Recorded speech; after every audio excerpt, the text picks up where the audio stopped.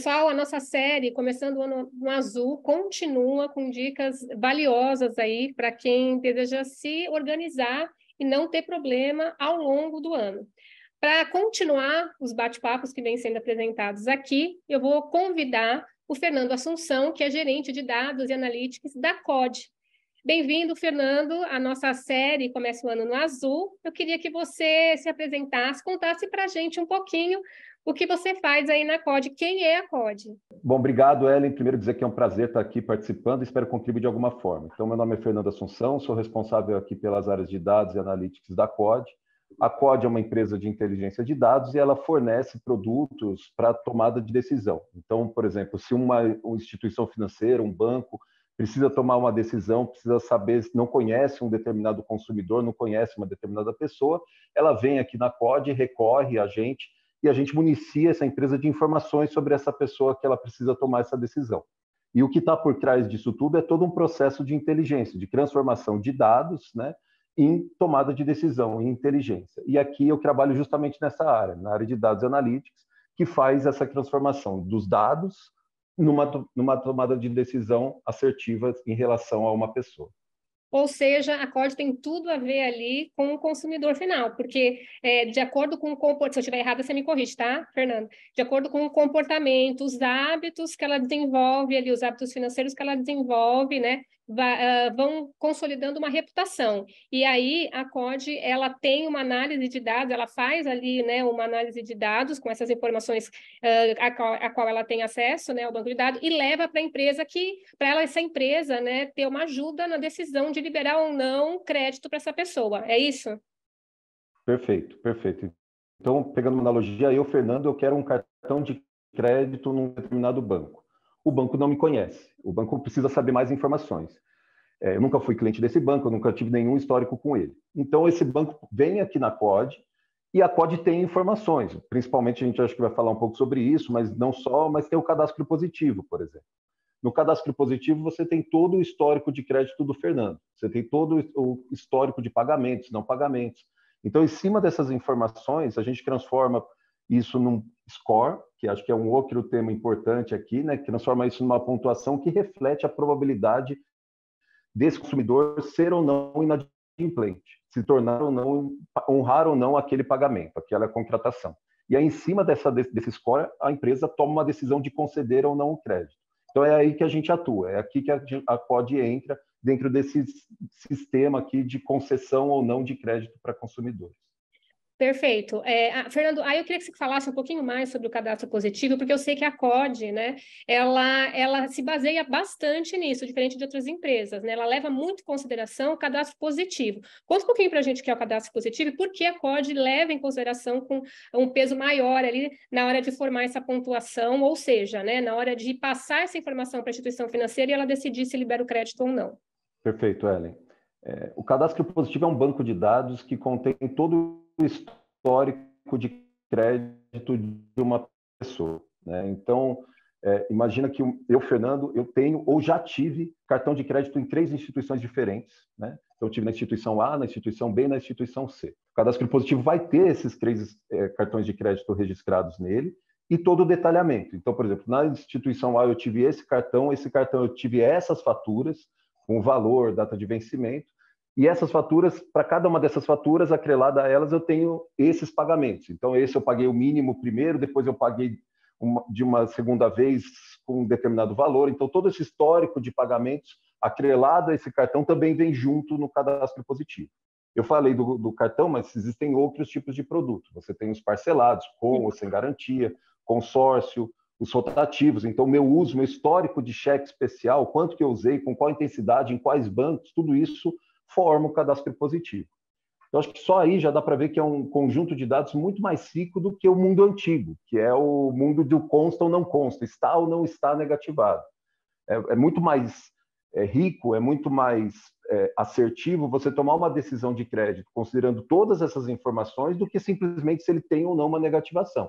E esse é o propósito da COD. A COD chega justamente para mudar esse processo de tomada de decisão simplesmente nesse mundo dicotômico do consta ou não, nada consta.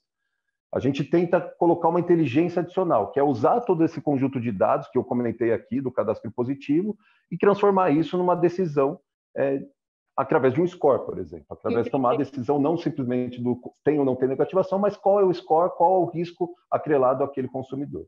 Isso é importante, principalmente agora nesse mundo pós-pandemia, né? A gente vem atravessando aí, o mercado vem atravessando bastante dificuldade. Então, assim, existem pessoas que o comportamento, são pessoas que apresentam consumidores que têm uma reputação, uma boa reputação e momentaneamente ali estão passando por dificuldade. Então, vocês fazem uma análise um pouco mais ampliada ali, né? Exatamente para sair dessa negativação ou não negativação. Isso dá uma possibilidade da empresa que vai liberar o crédito ali, né? Ter uma visão mais ampla do comportamento como um todo daquele consumidor. É isso? É isso mesmo. Perfeito. A gente entende que o mundo consta e nada consta é um mundo muito simplista, e ele não reflete a realidade. Então, quando você pega, por exemplo, esses dois grupos, divide em dois grandes baldes, aquele que tem negativação e aquele que não tem negativação, você está simplificando demais. Você está jogando no mesmo balde pessoas muito diferentes. Então, se a gente pega, por exemplo, o que tem negativação, tem diferentes perfis. Tem aquele que, de fato, está super endividado, que está numa situação complicada, e esse é difícil, não tem como, não é um momento que ele vai conseguir tomar um crédito. Ele não tem ali condições para tomar um crédito adicional. Por outro lado, você tem um grupo que é o que é aquele que está melhorando. Ele sim estava ruim, mas ele tem, você vê pelo cadastro positivo que ele começa a ter pagamentos, ele começa a ter parte dos seus compromissos financeiros sendo honrados em dia, inclusive. Então, ele é alguém que está numa situação completamente diferente. Ainda está negativado, mas está numa tendência muito melhor. E tem aquele que é o que a gente chama de desorganizado. Desorganizado, eventualmente, ele esqueceu uma conta, ele chegou a estar negativado, mas ele rapidamente pagou e segue a vida. Então, só aí, nesse mundo de negativo, você vê que tem alguns perfis e que o mundo antigo... Completamente diferentes, né? Exato. Exatamente, Isso é muito rico, né? Isso é muito rico. Exato. E certamente isso faz com que as empresas tomem uma decisão muito melhor, uma decisão com um risco de inadimplência muito mais controlado. E mesmo o outro mundo, eu falei um pouco do que está negativado, mas mesmo não negativado, ele também não é um grupo só. Quem não tem negativação, você tem ali as pessoas que têm ali os seus compromissos, que contrataram um empréstimo, que contrataram um cartão de crédito, então eles possuem um histórico amplo de pagamento em dia, o que naturalmente credencia ele a ter um risco menor de inadimplência. Então, certamente tem esse grupo, mas tem também aqueles que nunca conseguiram entrar no mercado de crédito e que não tem negativação não porque pagaram, e sim porque nunca tiveram a chance de pagar ou não. Eles nunca entraram, nunca tiveram nenhum produto contratado. Então, também o cadastro positivo chega e dá luz a esses dois mundos. Então, perceba que, ao tomar a decisão considerando todas as informações que o cadastro positivo fornece, você tem uma decisão mais rica e uma decisão mais precisa. Perfeito, não, perfeito. Então, assim, para eu traduzir aqui para o meu usuário, o impacto, assim, primeiro, o cadastro positivo, ele é algo automático ou eu preciso me inscrever nele? O consumidor, ele se inscreve ou ele automaticamente os meus dados vão entrar ali? Tá, legal. Aqui é contando até um pouco a história do cadastro positivo, tá, Ellen? O cadastro positivo é uma lei do começo de 2011, né? Então não é novo, né? O cadastro positivo, o conceito do cadastro positivo é algo muito comum em diversas partes do mundo. Nos Estados Unidos você tem lá o Macro 2, que é análogo ao cadastro positivo. Na Europa você tem, na África do Sul. Então, esse conceito de ter todo o histórico de crédito centralizado em empresas para que elas possam fornecer melhores decisões de crédito é algo que já é disseminado em diversos países. E ele começou no Brasil em 2011. A questão é que, entre 2011 a 2019, o cadastro positivo não emplacou. E por que ele não emplacou? Porque ele tinha um conceito de que está todo mundo fora do cadastro positivo e quem quiser fazer parte precisa se inscrever, precisa se registrar. Isso acabou impactando, no final das contas, em 2018, por exemplo, você tinha cerca de 2% da população inscrita no cadastro positivo. Isso, na prática, não fazia diferença. Não estava no dia a dia. Né? Não acabava não contribuindo de forma relevante para as instituições decidirem ali.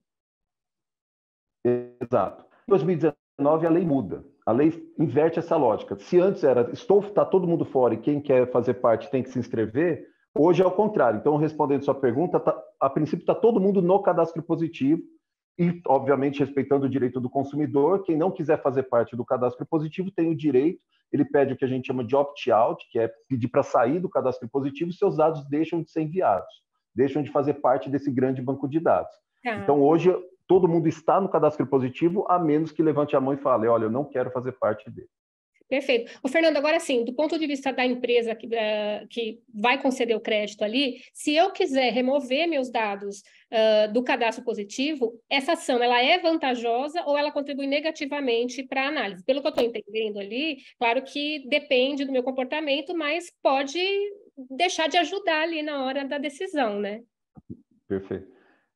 E aí, assim, para responder essa pergunta, a gente, como qualquer, por exemplo, o score, quando a gente determina quais são os fatores, quais são as informações de consumidor que contribuem no score, nunca é algo julgamental, que o time aqui, eu avalio, olha, esse dado é relevante, esse dado não é. Sempre é alguma coisa baseada no histórico, baseada em técnicas, estatísticas computacionais, que mostram que no histórico um determinado perfil é de maior risco ou menor risco. Por que eu estou falando isso?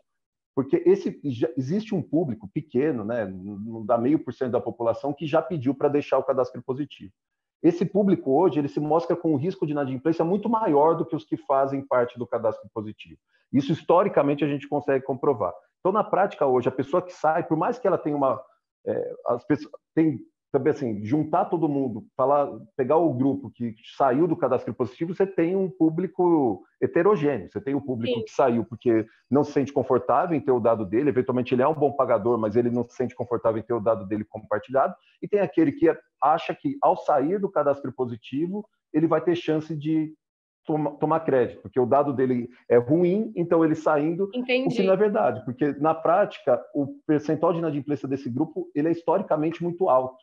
Então, as empresas tendem a não conceder crédito para aquelas pessoas que não fazem parte do cadastro positivo. Interessante isso. Ó.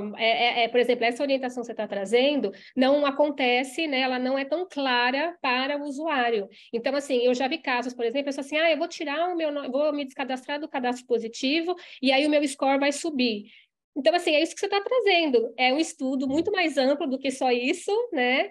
E geralmente, assim, se você está ok, você não tem por que esconder ali se é uma informação que vai contar a seu favor na hora de conseguir ali qualquer linha de crédito. A gente fala muito de cartão, mas existem as outras que você trouxe. Então, fica um alerta aí para o nosso usuário, o quanto o cadastro positivo ajuda ali, né? Ele enriquece as informações para que a empresa que libera crédito tome a decisão de liberar ou não o crédito solicitado, né?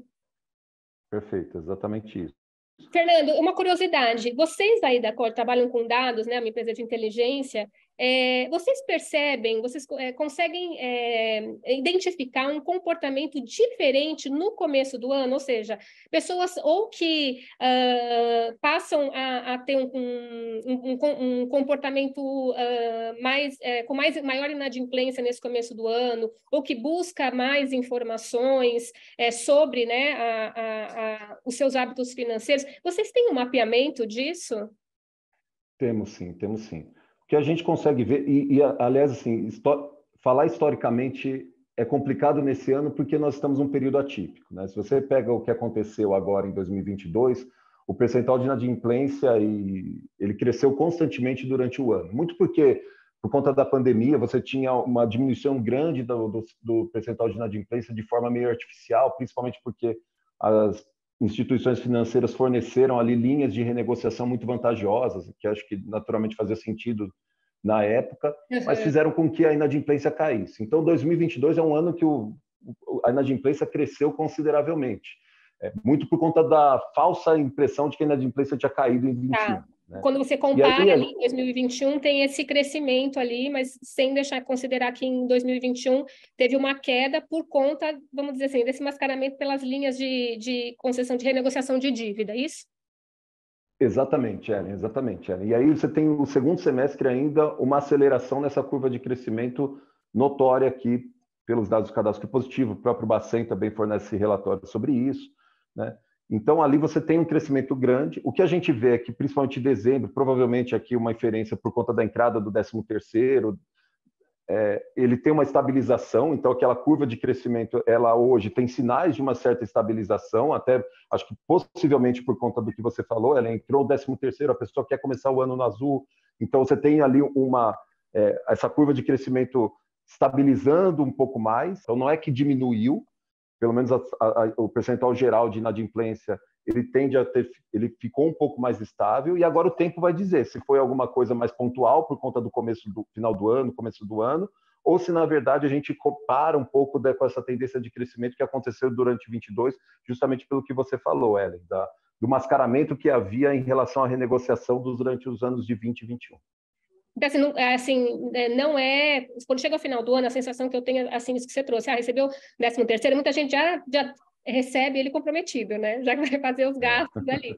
Mas, assim, existe uma tendência, então, né, de procurar renegociação juntando ali o período, né, já que vem um extra e a mais, ou isso não tem nenhuma relação, assim, isso acontece de forma mais,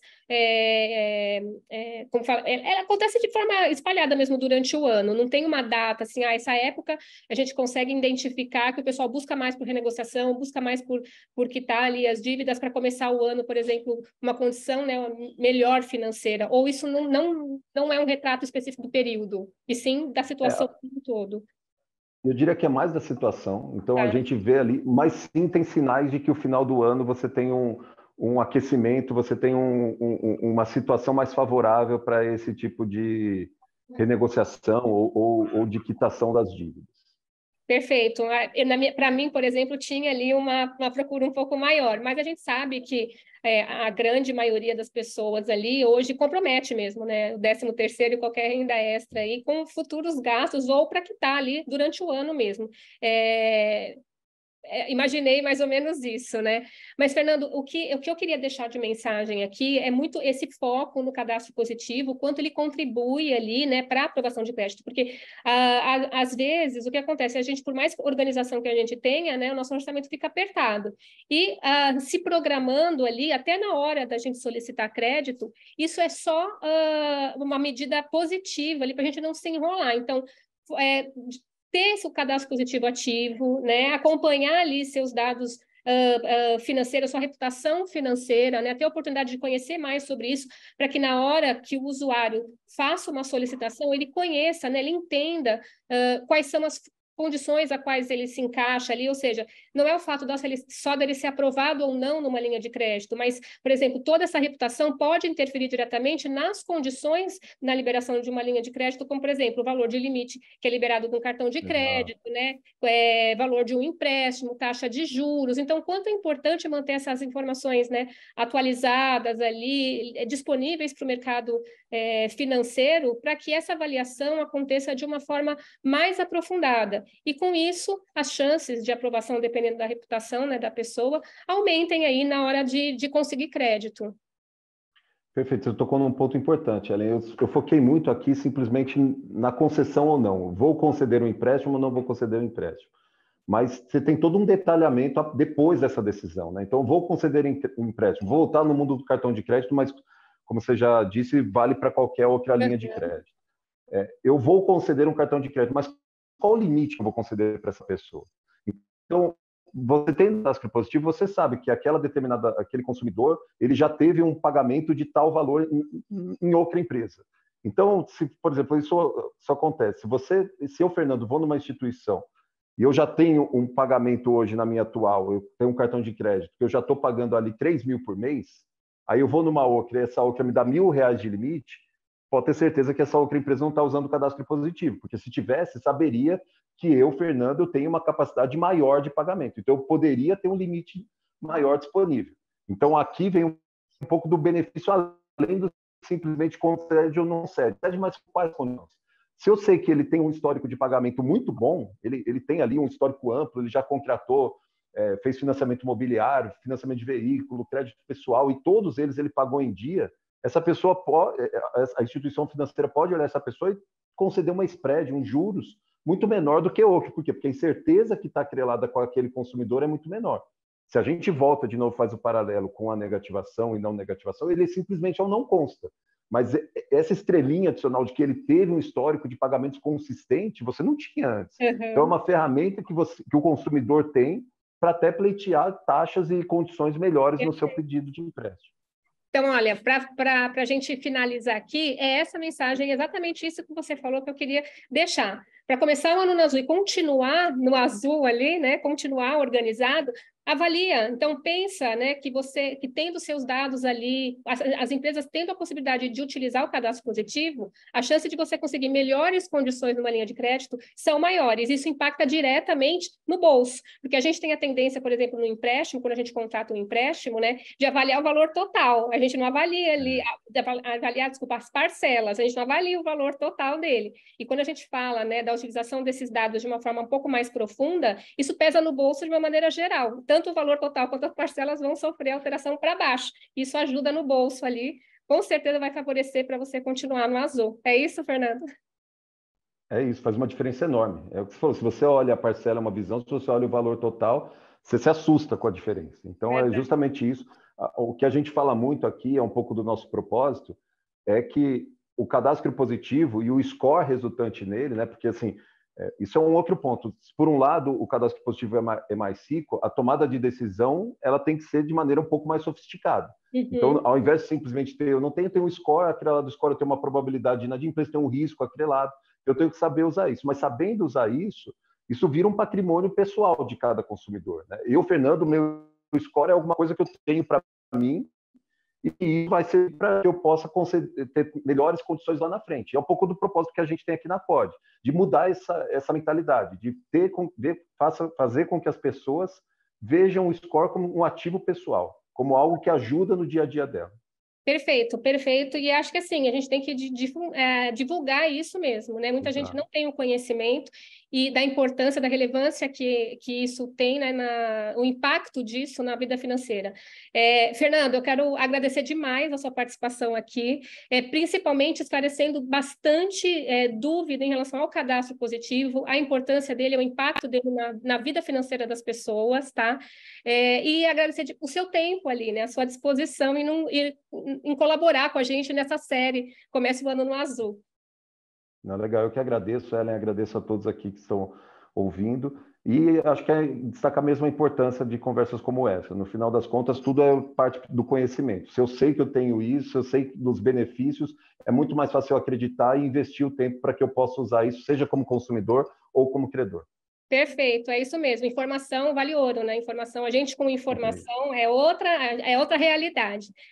Espero que a gente bata mais papos ali para esclarecer mais dúvidas aqui do nosso usuário. Pessoal, vocês que acompanharam a série, né? Comece o Ano no Azul. Eu deixo aqui também meu agradecimento. Quero comentar que os vídeos vão estar disponíveis no nosso canal, né? Lá no YouTube. Então, se você gostou, deixa o seu like e compartilhe aí com os amigos e as pessoas que você gosta, porque as dicas são valiosas para que todo mundo se programe para começar o ano no azul e continuar no azul. Obrigada, viu, Fernando? Obrigada, pessoal. Até mais.